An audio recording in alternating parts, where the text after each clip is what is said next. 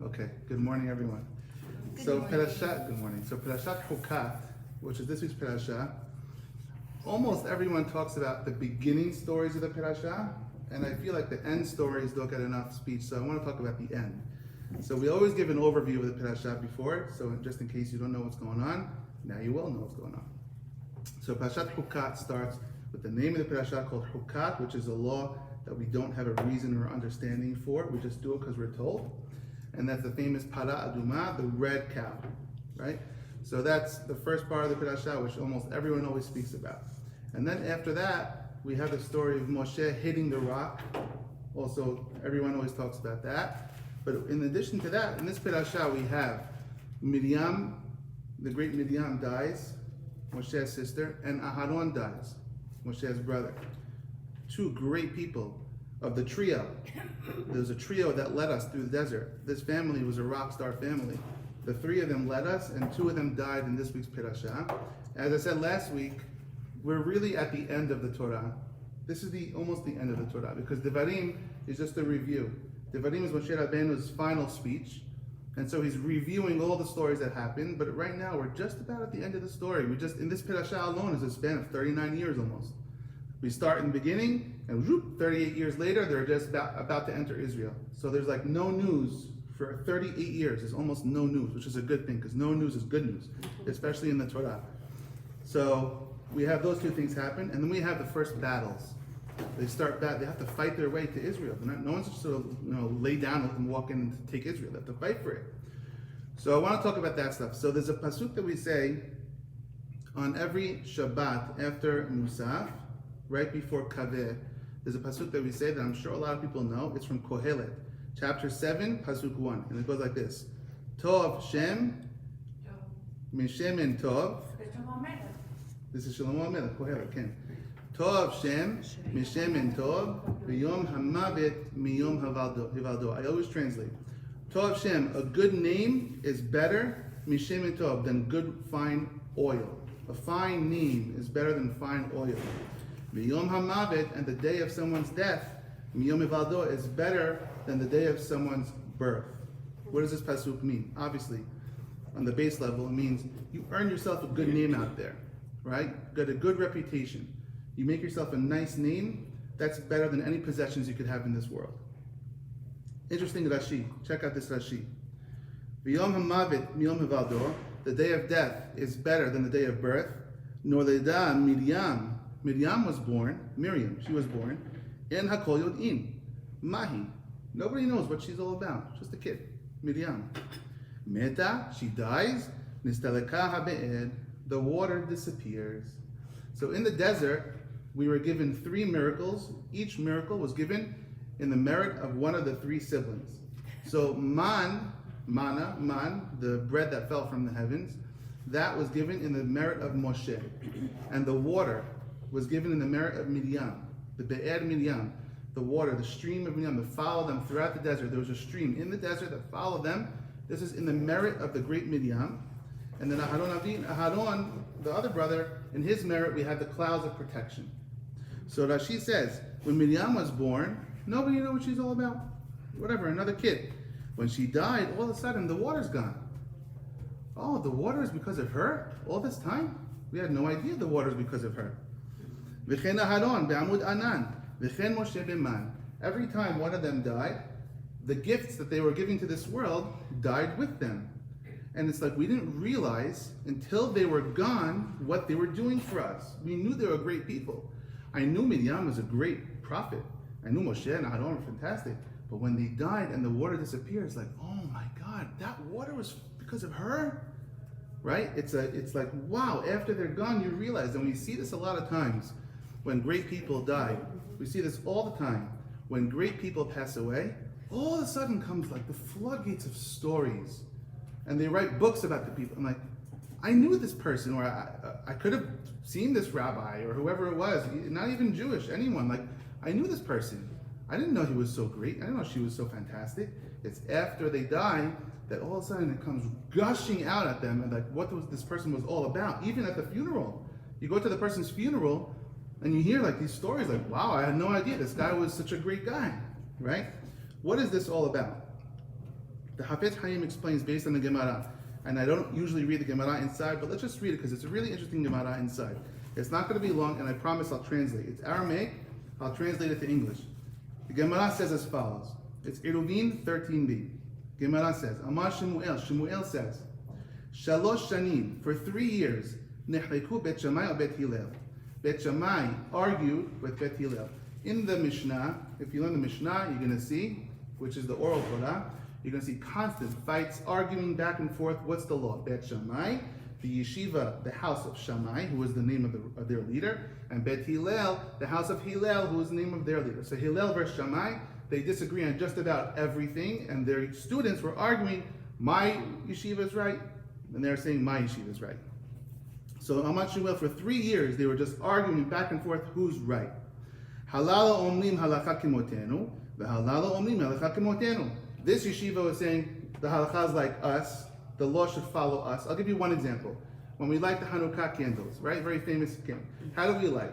On the first night, do we light 8 candles? And the second night 7, and the third night 6. Do we count down, or do we do the opposite? Do we count up? The first night 1, the second night 2.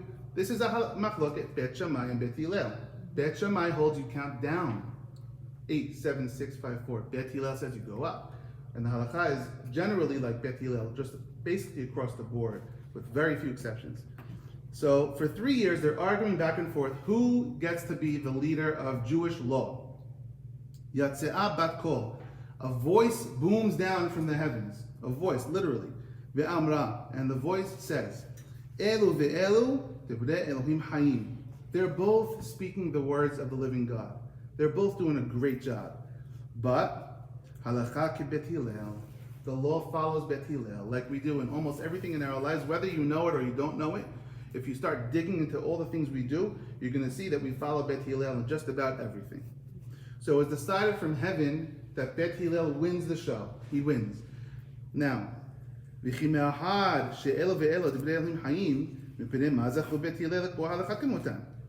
just said that they're both doing a good job. They're both fighting the wars of the living God. So then why is halakha like Bet Hillel? What did they do to earn the title of the law follows them?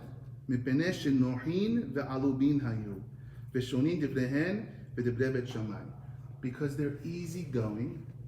Nohin, easygoing. They're pleasant people. Va'alubin.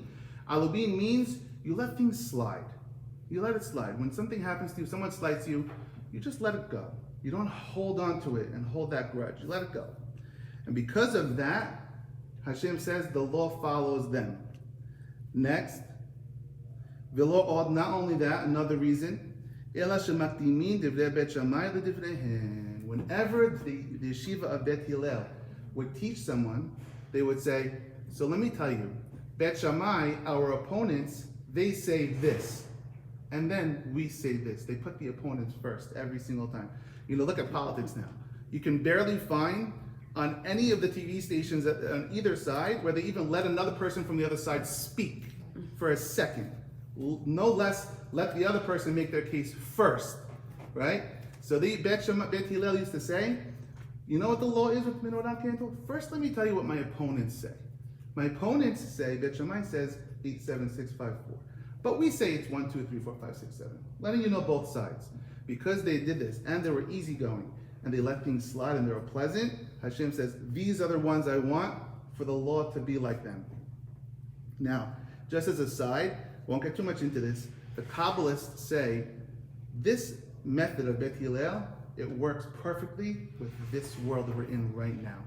We're in a world right now, we're in a galut. We're still refining the process. We have a tough journey, we have challenges in this life. So we gotta be easygoing and nice. Bet Shammai had a more strict way of seeing things. I think the law is X. Why should I bother telling you it's Y? That's Bet Shammai, right? The famous story of the person who came to Shammai and said, teach me Torah while I'm standing on one leg. I want the Torah like this. Bet Shammai says, get out of here. I can't do that for you. It's not possible. He goes to Hillel. Hillel says, sure, I'll teach you Torah on one leg, right? Very famous thing. So Bet Hillel's methodology works well for this world. But the Kabbalists say, when Mashiach comes, when the world reaches the refined state where we lose the challenges of the everyday challenges of this world, halakha will be like Bet Shammai. Halacha will be like Bet Shammai. Interesting. And all the laws will flip, and then he'll get his chance. Because they're both right. Just what works in this world? Bet Shammai, your approach is nice, but it's too strict and uncompromising for the world we live in. So Bet Shammai, you're going to be put on hold. When the world is ready and at a level to do things like this, we'll have it your way. Until then, we have it the Bet Shammai soft way. This is what the Kabbalah said. Now, here's the important part. We learn from here, the Gemara says, here, to teach you, Shekol hamashpil atzmo, if you put yourself down, I'm not talking about false humility. If you just let yourself go, you don't fight for your pride, HaKadosh Baruch Hu Magbiho, Hashem will pick you up. V'chol hamagbiya atzmo, if you try to push yourself high on your own, HaKadosh Baruch Hu Mashpilo, Hashem will knock you down. The opposite of what you try to do. Kol hamahazer ala gedula, everyone who chases greatness and chases the positions and just wants to be in charge of everyone, HaKadosh Baruch Hu gedula borachat mimenu, greatness will run away from you. You chase it, it will run away from you. V'chol haboreach min gedula, if you run away from greatness and you run away from honor and kavod, if you run away from this, Gedolah mahazeret aharav, the greatness will chase after you and try to get you, to make you great. V'chol hadocheket hasha'ah, just to finish it up, anyone who presses the moment, which means you can clearly see it's not meant for you to do this right now. You're failing and failing and failing, it's not meant, and you try to push it, sha'ah dohaktoah, it's not going to work out for you, and also the opposite. But that's not the point. The point for now is this. The Havetz Chaim explains from this Gemara. People who run away from honor while they're alive, that honor will run back after them when they're gone. And it'll come like a floodgate. And that's the test. The test of a great person. The test of a great person is what happens when they pass away. If it's just crickets, if it's silence, they peaked out when they were alive. But if there's just stories and floodgates and honor and accolades that come when the person passes away, that person was a great person. And that means they ran away from the honor. You run away from honor, honor will run after you to try to get you. Interesting story. The Havetz Chaim said this to his students. So one time the students said, okay, Rebbe, what about this rabbi? He always ran away from positions. We always asked him to go first. He said, no, I'll go last. And he died and nothing happened. He said, yeah, I'm not talking about running away, looking behind to see when you're going to come find me. This is what he said. Running away means you really run away from honor. The Havetz Chaim, he says as follows. He says, and it's a very interesting and powerful lesson, that for me at least. We do good things in this world, and we believe there is a life after death. We believe that you're going to another life after death, and there's great rewards for your good behavior in this world. By the way, this is one of the reasons why Avraham Avinu discovered God. This is one of the reasons Avraham Avinu discovered, because how could a person do such good things and then just like die in a car accident back then, whatever. Or how could someone do terrible things and have a great life? It doesn't make any sense. It's not fair. So he said there must be another world. This is Avraham Avinu. This is like one of the core principles that of him discovering God. There must be another world. This is not the end of the game. The game is continuing when you're gone. So the Havetz Chaim says, when you do good things in this world, you get repaid in the next world. Now the currency that they use in the next world, you can't even understand how great that currency is. We can't translate the reward in the next world when you get to be close to God. We can't translate that into sushi in this world or into a nice car. It doesn't even translate into currency. There is not even exchange rate for the currency of the spiritual currency for the physical world currency, right? There is no way you can get your reward for mitzvot in this world. It's very difficult. Now it says Hashem repays evil people in this world, but let's put that on the side. If you're a good person and you do good things, you have a bank account above, that stuff is going to be paid to you in a spiritual currency. It's greater than any dollar or any shekel in this world. It doesn't even translate downward. However, there is one thing in this world that is spiritual currency, and that is honor. And the proof that honor is a spiritual currency is people will pay unlimited amounts of money just for honor, which shows that honor is worth more than any dollar amount in this world. Because I'll spend every dollar I have to buy the nicer car just so people think I'm cool. That means that the coolness, the honor, is worth more than it's worth more than money. And you'll see people, a stage of 50 people all trying to be president for honor, which means they're running billion-dollar corporations and they're putting everything on hold. Now, if they're patriotic, kudos to them. But I'm not sure everyone is. You put everything on hold and you just pursue this presidency, which is cutthroat. And once you get there, it's gonna be miserable. You'll be in the news every single day. Half the people will hate you, right? For what? You're giving everything up for honor. For honor. Honor, the Havetz Haim says, kavod is a spiritual currency. If you want that in this world, guess what? That's deducted from above. That's deducted from above, because that's spiritual reward. Now you finally found something, Hashem says, that is a spiritual reward that I can take from above, and we don't want to deduct anything from above. We don't want that. Havetz Haim says, as an example, you know, the Ashkenazim, they eat kugel on Shabbat. Kugel, right? So Havetz Haim says, I like potato kugel, by the way. The Havetz Haim, hint, my wife is not here. Mother-in-law's here. Not the noodle kugel, not lots of pepper. Lakshin kugel, they call it, right? Havetz Haim says as follows. Havetz Haim says, if a normal husband goes to a normal wife on Thursday, after she cooks Shabbat food, and she says, can I eat the kugel now for Thursday night dinner? What's a normal response? No. No, or A little bit. or you have it now, you have no kugel tomorrow. That's a normal, come on, that's Father's Day. Let us eat it. Right? At least one day. Come on, let us just at least take it now. Havetz Haim says, don't call it kavod in Ashkenaz, call it kugel. Because your kavod is your kugel. You want your kavod now? You got it. You got none in the next world. So we see here, Miriam, she dies, and all of a sudden the water stops. Everybody's like, oh my God, we were drinking. You can't live without water. We were drinking because of Miriam. We had no idea Miriam was this powerful. You see, after she dies, Aharon dies. What happens after Aharon dies? The clouds come down. We had clouds of protection. Clouds of protection, right? Aharon dies, and the clouds are removed. Oh my God, the clouds are from Aharon.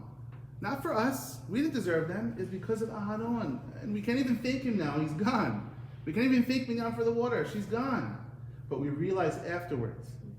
Very important about kavod. We don't chase it.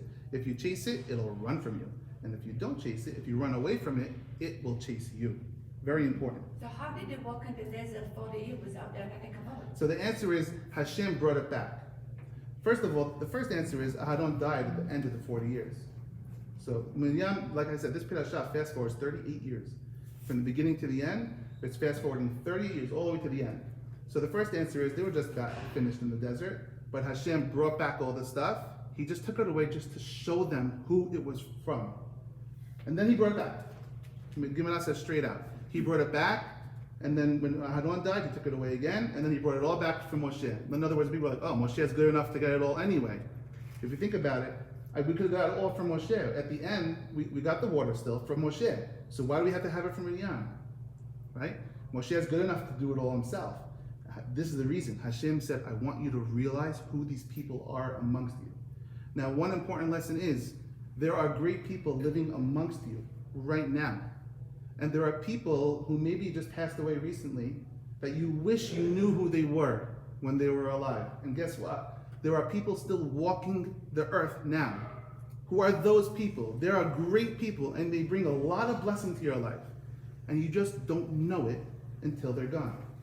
So find them when they're alive. That's the key. Find them when they're alive. Find the great people, because they're only discovered afterwards. And you'll see the books that come out about people. It's amazing. Okay, now, talking about kavod. I want to talk about the haftarah for this week. The haftarah for this week says as follows. The story of this week is in Shoftim Perek Yod Aleph, which is Judges chapter 11. It's a story of Yiftach, which I'm sure a bunch of you know. I have to say the story of because this story is really it's an amazing story, and it pulls at your heart. But we have to learn lessons from this story. So what happens in the haftarah this week? Just to give you context of why this is the haftarah for this week. After Aharon dies, The nations, it says, Vayishma Kanaani. They heard Aharon. They heard. What they hear? They heard Aharon died and the protection is God. This is what the commentaries say. And they start attacking. We have a bunch of wars now coming our way. So we get into war. What happens first? Bnei Israel, always, this is a law in the Torah actually, you offer peace first. Before you fight, you offer it the nice way. This is a straight out law in the Torah in Devarim. So they offer, can we cross your land? Can we cross your land? We'll buy your merchandise. We'll buy your water. Highway robbery, literally. Charge us whatever you want. Highway robbery for the water, and we'll go the way you want us to walk. And everyone said, no, you can't come through my land. Not even to take their land. Now they're just trying to pass through people's lands, and they just kept getting, no, you can't go through my land. Get out of here. No, no, no. And then they eventually got attacked by a couple of people in this week's Parashat. So that's where the Haftarah comes in. What happens is as follows. Yiftach. Yiftach was the person's name. His name is Yiftach. Yiftach HaGiladi. Yiftach from Gilad, from the place of Gilad. He, it says here, was Ben Zonah. He was the son of a Zonah. Now, there's a mahloket among the folks put the Mefarshim. They don't understand exactly what Zonah is. Some people say Zonah is literal, which is prostitute, which is the son of a prostitute. Some say he was a pilegesh, which is a concubine. Some say she wasn't anything like that. Zonah is also like an innkeeper, someone with like a bed and breakfast who feeds people. Because, like I said once before, I think Zonah, like Hazan etakol, bekat mazon. Zonah is food. So it's a question of who she was. But regardless of who she was, it says as follows. His father had him through his mom, and other brothers through another mom. The other brothers banished him from the home. They said, basically, you're getting nothing from this house. You're out. Whatever the story is, whether his mother was actually a zonah, prostitute, or whether she was a concubine, doesn't matter. They looked at him badly as inferior, and they said, you are getting nothing. They were wrong. This is against the Torah. You can't do that to a brother. Even a brother from another mother like that. You can't do that. A brother has a fair share. But they did this anyway. So what did he do? He ran away from home. He ran away from home, and he went to a land called Tov. Good. This is the name of the land. They talk about why this land is called Tov. Good. Anyway, he's living in the land of Tov. Now he's not living amongst his people. So he's not in like a yeshiva or anything. He's living away from his people. He starts getting a bunch of friends, and they call them light people. Like light people, not the best people. But he earns a reputation as a very fierce warrior. Very strong guy, very fierce warrior. Now comes the people of Ammon. The people of Ammon were fighting with the Jewish people and trying to take their land. So the Jewish people say they need a general, someone to help them beat the Ammonites. So they go and they say, this guy Yiftach, he's a beast, this guy. This guy's a beast. Let's go find him and see if he can fight for us. So they go to Yiftach and they say, would you be for us a warrior, be for us a qasim? A qasim. A qasim is like an officer. He says to them, you threw me out, and now you're asking me for help? This is what you want from me? That's disgusting. Like, how do you do that? They say to him, you know what, here's a better deal. You fight for us, be our general. Help us beat the Goyim who are trying to take our land, and you will be our undisputed leader. You'll be the judge. At that time, they were judges. They were called judges. They were the leader. Not like judge like we think with a cloak and all that. No, like they were called judges, but they were leaders of the Jewish people. He said, I'll take you up on the deal. I'll fight for you, and if I beat them, I'll be the leader. Which is exactly what he does. He first sends word, just like in this Parashat, he first sends word to the king of Ammon, and he says, why are you trying to take our land? Can you just like leave us alone? Before I fight, I want to try to do this the diplomatic way. And the king of Ammon says as follows. Says, you're on occupied territory. Sounds familiar? Sounds familiar? You're on not literally, by the way, that's paraphrasing. He says, you stole this land. Who did we steal this land from? You stole it from Moab. Now, I got to give you a little bit of background here. Lot, remember all the way back with Abraham?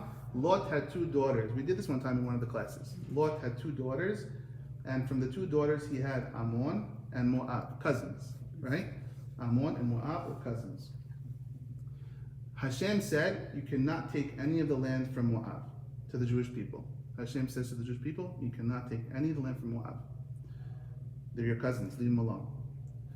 So what happens is, Sihon, and we'll talk about this in a minute, I'm sorry to throw these names out at you if you're not familiar, but Sihon, another non-Jewish nation, Sihon fights Moab and takes the land from Moab. The land that we were not allowed to take from our cousins doesn't belong to our cousins anymore.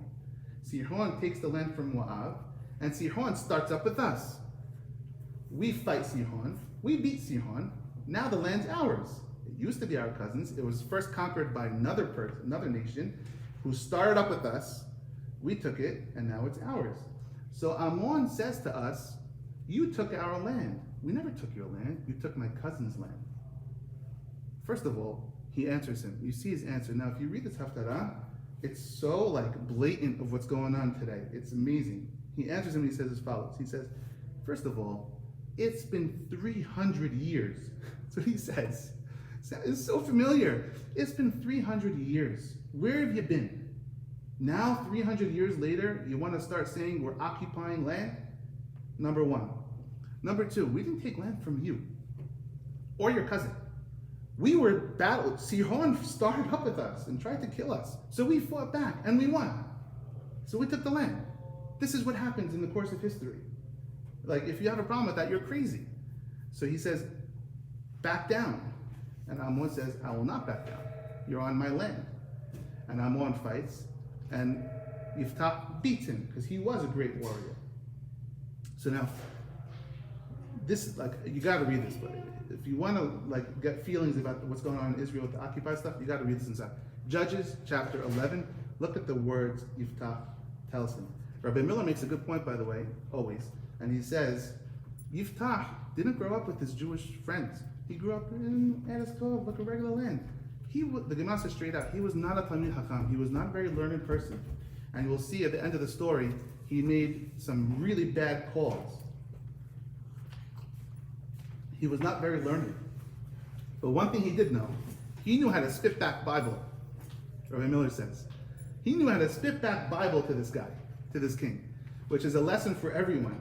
Yiftach, who grew up banished from his family, not in the Jewish community, is literally quoting Bible verses back to this guy saying, Yiftach said, I'll tell you exactly what happened. This happened, and this happened, and this happened. Exactly quotes from our Parashat. So he knew his Bible cold. Imagine how much more should people who's actually living in a Jewish community should know Bible cold. We need to know our Torah, our Bible better. We really need to. It's a very big war, I think, on the religious community. We just don't know it. We don't study it. We're so busy with other stuff, we forget about the fundamentals. Okay, what happens later? What happens now is the tragic part. Yiftach makes a vow when he's going to war. And he says, Hashem, if you help me to beat these Ammonites, I promise you, the first thing that I see exit my house when I get home is going to you as a sacrifice. Maybe an animal, cow, ox. He goes home. What's the first thing he sees when he goes home? His daughter comes running out the door, dancing, you're the hero, welcome home, daddy. Yiftach says, oh no, it had to be you coming through the front door. I promised Hashem that whatever comes through my front door will be a sacrifice. I have to keep my promise. Yiftach was not a learned person. He had a good heart and he meant well. He wasn't a learned person. The Navi goes on, and Navi says, his daughter says to him, can I at least have 2 months? Can I have 2 months to be with my friends? He says, you can have 2 months to be with your friends. Now I'm gonna tell you now the actual Pisukim, and then I'll let you know the commentary in a second. I want to let you know what the actual Pisukim said. Can I have 2 months? You can have 2 months. She goes 2 months with her friends. After the 2 months, it says, he did as he swore. Did he slaughter her? We don't know exactly. I'll tell you in a second. He did as he swore. And then every single year, and he brought her up to the mountains, it says. He brought her up to the mountains, and he did as he swore. And every single year, there was a custom, there was a hawk, it says actually.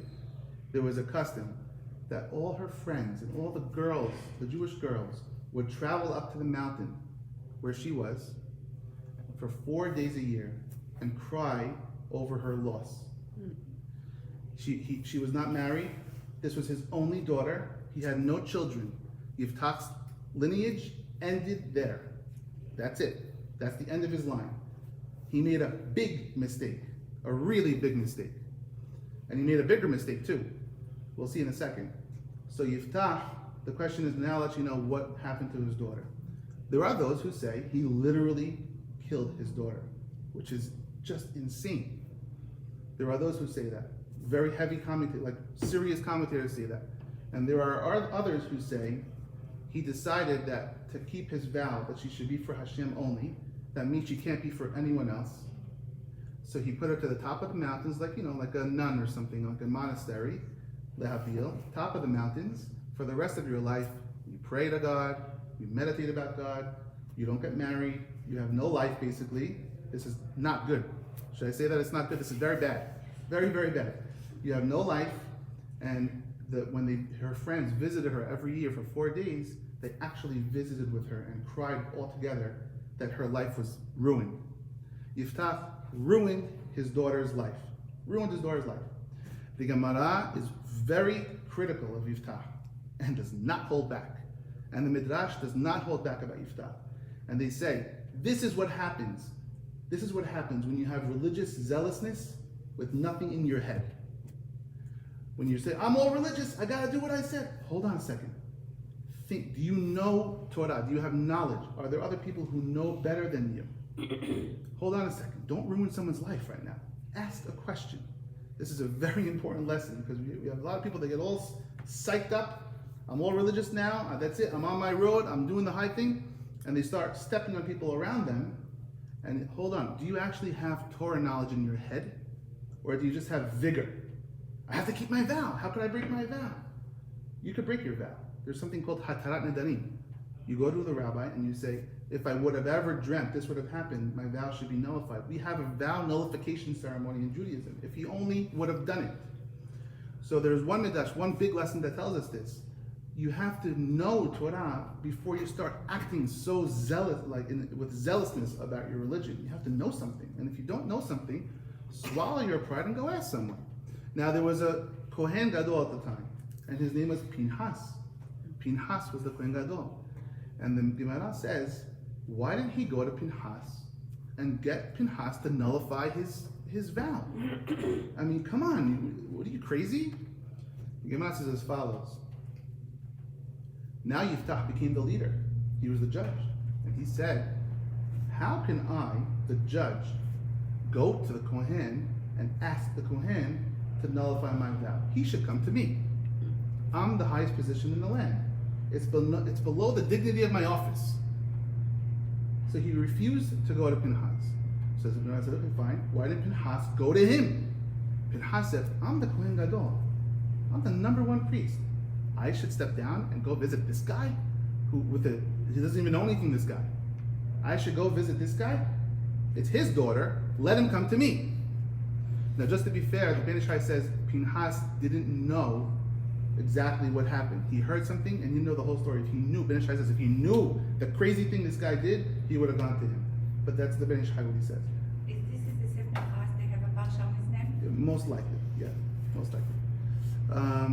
Now, in terms of finishing the story, should we finish the story? That is very tragic, what he did to his daughter, and we see what happens with pride. But I'll just finish the rest of the story for you guys, just in case no one takes me up on the offer and reads actually chapters 11, which is now chapter 12 of Judges.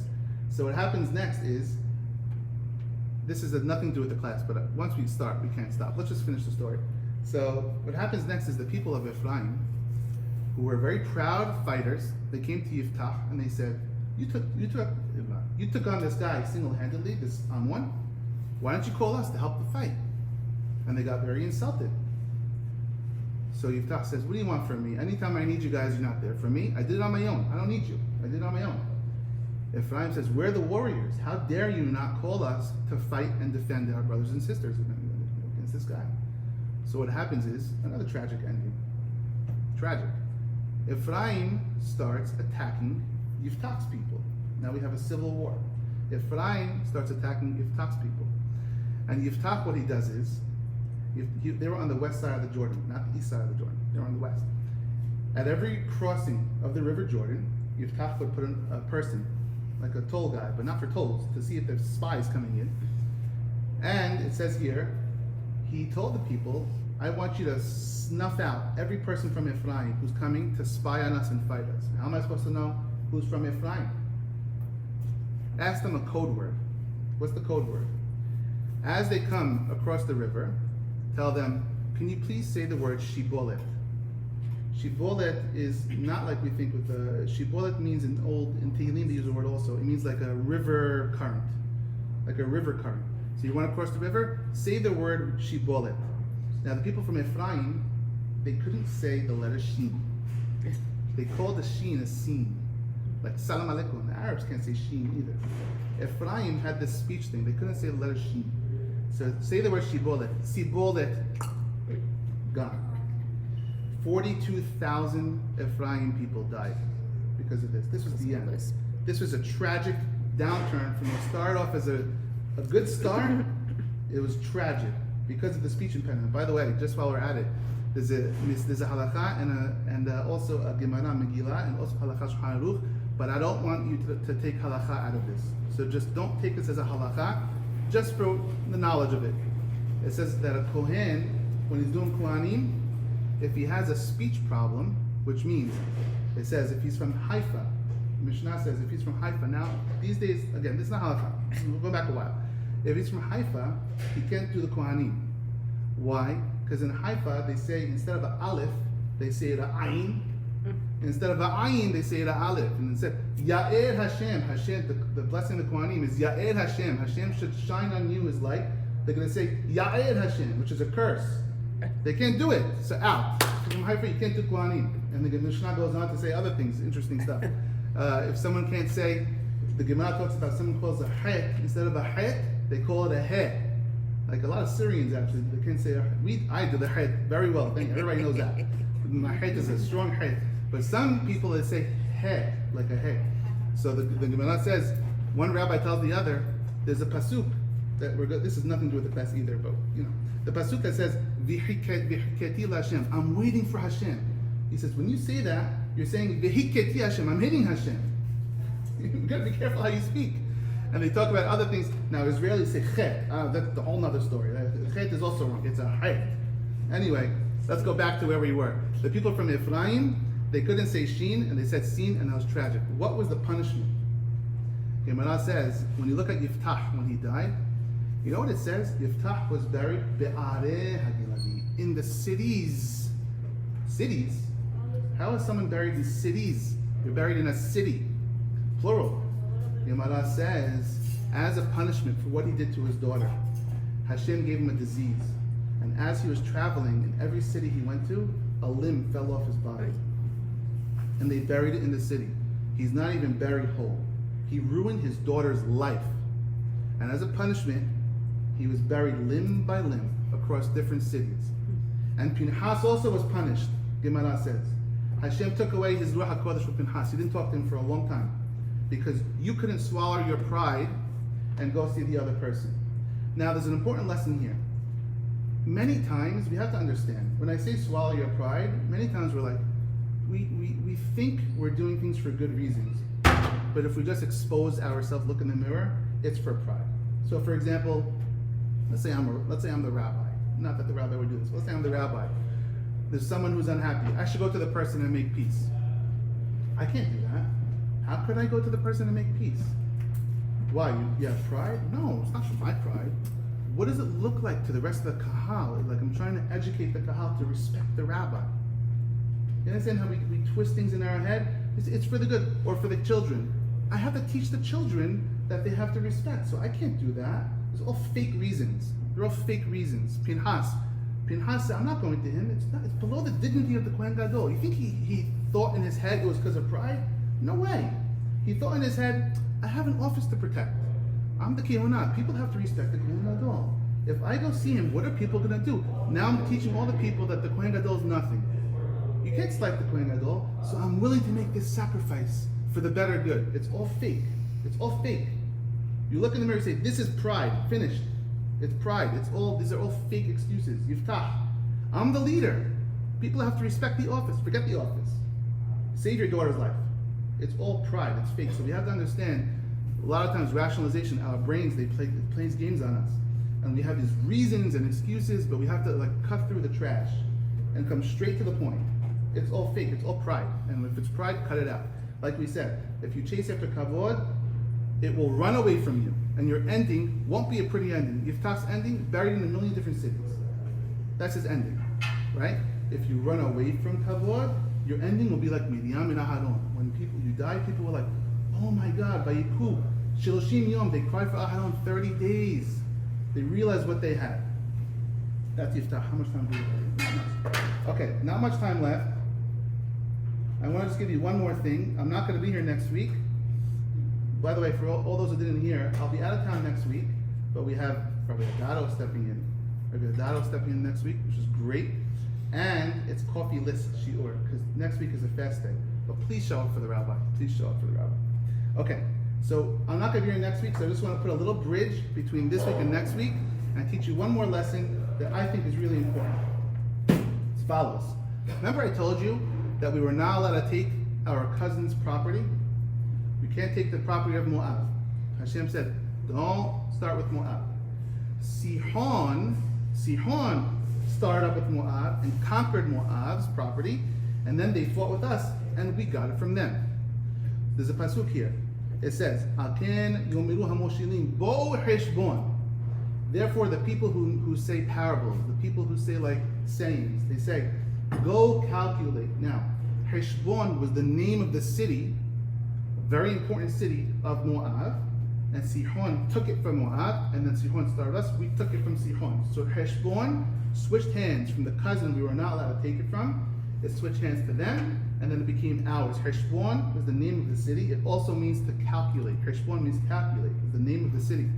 So again, it says in the pasuk this week's Parashat, Al ken yomiru hamoshilim. Therefore, the people who say parables, they will say, Bo Heshbon, come and calculate. Interesting play on words, because the city means the name of the city is calculate. What are they saying to us? Such an important lesson. Hashem, Gemara Gitin tells us, Hashem says, I want you to have the city of Heshbon. I told you can't take it from your cousins. Don't complain. Wait a second. I will have someone else do your dirty work for you. Sihon will come in and fight with Moab. Sihon will take it from them, and once Heshbon belongs to Sihon, it's fair game for us. Gemara says in Gitin, Sihon koshered the land of Heshbon for us. It was not kosher to us before, and because Sihon took it first, it was kosher for us to take. And it's an important lesson. That's why it says, Aken yomiru hamoshilim bo Heshbon. Therefore, the people who teach parables, they say, think, Bo Heshbon, make a calculation about the city of Heshbon. Look what Hashem does. Look what he does. You think things don't make sense? In the background, he's got pieces of the chessboard moving all around just for you. Just for you. We couldn't take it. He had someone else come in. Politics, current events, just for you. Wars, battles. When Sihon goes to battle with Moab, that has nothing to do with us. What do I care what's going on with Sihon and Moab? It has everything to do with you, Hashem says. Just watch. I have a whole chessboard here, and I need them to come and take it so that you can come later and take it from them. Bo Heshbon, come and calculate how much Hashem loves you in the background when you don't know it. You don't know when you're walking down the street if a bullet flies by your head. You don't know. You'll never know, right? You'll never know. You don't know if you go into a driveway and you go into the store, and then another guy goes down the thing 90 miles an hour that could have smashed your car. You have no idea this happened. It's happening in the background. Bo Heshbon, learn a lesson from Heshbon. Hashem's got everything going on in the background. You got no idea what's in store for you. And we see this again. There's another pasuk here in the Parashat. It says, which means, we're really short on time, which means there were valleys. You need the commentaries for this one. This is not straight out in the Torah. You need the commentaries for this one. I can show you where it is if you like after. It says, in the valleys of Arnon, they sang the song about the valley of Arnon. What valley of Arnon? We don't even know anything about the valley of Arnon. What happened at the valley of Arnon? Why are they singing about that? The commentaries say, and I'm sure a lot of people have heard this before, that the goyim, the non-Jews, the enemies, they stood on top of this mountain. There was two mountains like this, very close to each other, with a valley in between that we were crossing in between. And some of them stood on this mountain, and some of them stood on top of this mountain. It says they were so close, they could literally talk to each other from the two mountain peaks. And they were ready to rain down arrows and stuff on us as we passed through and wipe us out. What did Hashem do? Hashem said like this, whoop, move the two mountains together. Bam, smashed. They all got smashed. We had no idea this was even happening. They were just above us. How do we even know that it happened?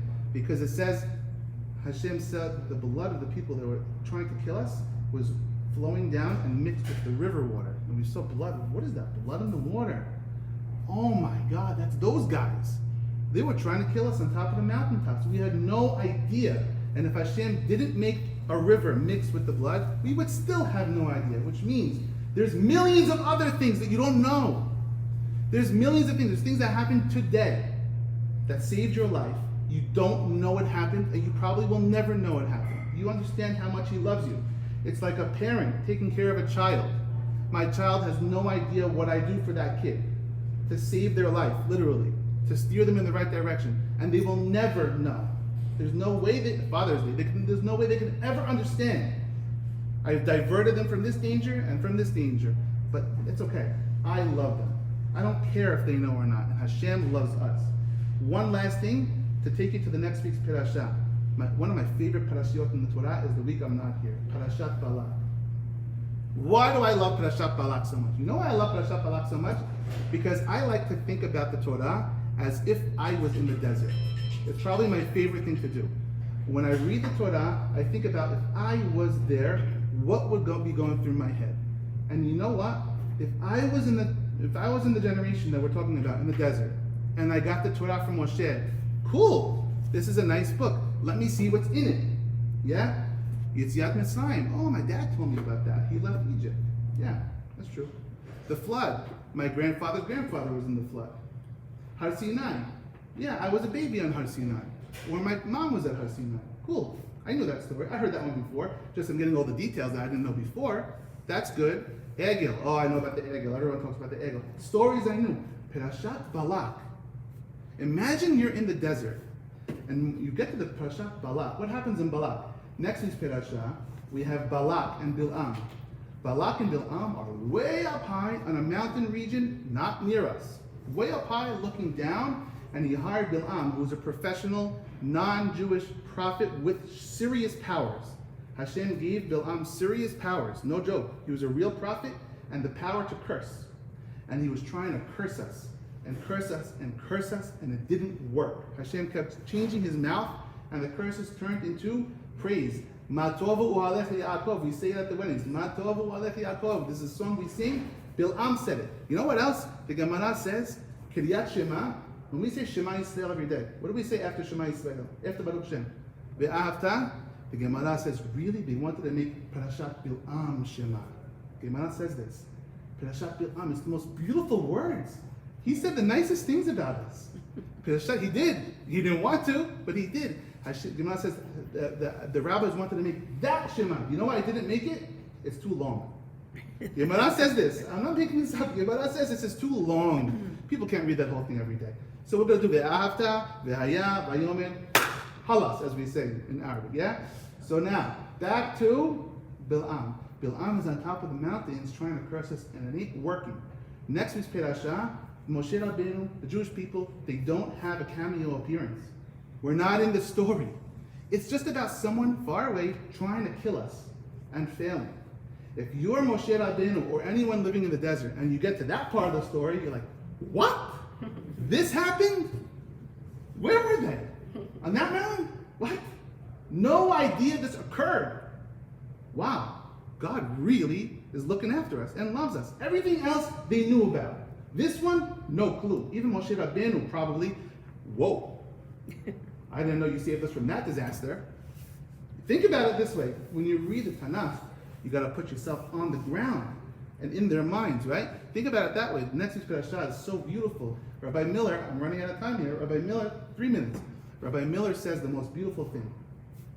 He says, if you look at our Tanakh and look at all our prophets, through Navi, especially Navi, and through these stories of Bamidbar that we're reading now, with one problem after another, it looks horrible, right?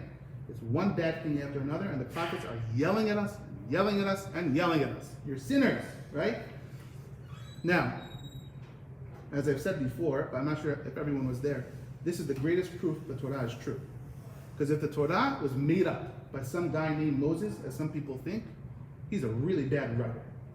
If you're going to make up a religion, look at the other religions. Come on. They glorify their leaders. They glorify Jesus, Lehavdil, walking around and healing the sick and making everyone great, right? What is our story? Terrible, terrible, sinners. Like, what kind of an author are you? You're a horrible author. And Moshe Rabbeinu, if you wrote it yourself, you're really throwing yourself under the bus here. You were not allowed to go into the land? That's your ending of your story that you made up? Are you out of your mind? Right? It's the worst book ever if it was made up. The answer is it's real. That's the reality. It's human, raw human reality. That's why the biggest proof the Torah is real is the most horrible stories. No one else does this. Joseph Smith, the Mormon. You think he had? Nah, straight up, I had a chariot to heaven. You joking me? Right? Not our stories. Now, if you look at Bil'am, all of a sudden it's peaches and roses. Beautiful. Bil'am says the most gorgeous things about us. And we didn't even know it happened. And I'm sure there are other things that happened that we don't even know about. Like I said, why is this Parashat in the Torah? Why even put it in the Torah? Like I just said, there could be bullets flying around left and right you don't know about. What, God's going to tell us about every single one of them? Rabbi Miller says, Hashem says, we're at the end of our journey. The Torah is almost over. We're at the end of our journey. I sent you your leaders and your prophets to make you better. Like a trainer. Like a trainer says, another push-up. Another push-up. You're weak. You're weak. Or a basketball trainer. Take another shot. Block that shot. Do it again. You're bad. You're horrible. You got to get better. Our prophets and our leaders were our trainers. Their job was not there to tell us, like in 2021, everyone's a winner. That's not what their job was. You're amazing. Their job was to push us. But Hashem says, guess what? At the end of my book, I'm going to show you what I really think of you. I'm going to have a non-Jewish prophet from far away, not inflating your ego. You don't even know what's going to happen, saying the most beautiful things about you. And his words are my words. That is what I think of you. So yes, when you read the Tanakh, it hurts. It's painful, the stories you read. That is because I want you to improve. This is a life that we have to work on. The purpose of living is to work, right? Not to just get a pat on the back. But want to know what I really think of you? Here's a little nugget. Parashat Bil'am. This is what I think of you, and this is what the world thinks of you, whether you know it or not. And that is the lesson of Bo Heshbon. Come take a lesson and look and calculate what's going on behind the scenes because you got no clue, just like a parent to a child. Wrapping up, what are the lessons we learned today? The lessons we learned, number one, is great people. Great people. What is the test? You want to know if someone was a great person? When they die, wait for the accolades to come in. Well, if they die and all of a sudden people say stories, that was a great person and they ran away from honor. Find the great people alive so you can benefit from them and not just read about them. Number one. Number two, don't chase kavod. Kavod is kugel. If you eat your kugel on Thursday, you got no kugel for Shabbat. Kavod is a spiritual currency. It's the only spiritual currency. Don't cash in your chips now for your honor because you're going to take them away from your cash out in the world to come. The third thing, yiftah. Yes, it's great to learn Torah and great to be a Baal Teshuvah. And it's great to be all pumped up and say, I'm so religious. Before you kill the people around you, learn some Torah. Before you ruin people's lives and sacrifice your daughter, learn some Torah. And if you don't, have the humility to go ask someone who knows something before you kill a kid, literally. Yiftah. Pride. Do you have to say anything else about pride? Don't have it. Go to the person if you need help. You know how many times I know people, years and years and years of no talking. Just swallow your pride and just text the person, call the person, get it over with. Pinhas and Yiftah, they both got punished because none of them would buckle down to the other one.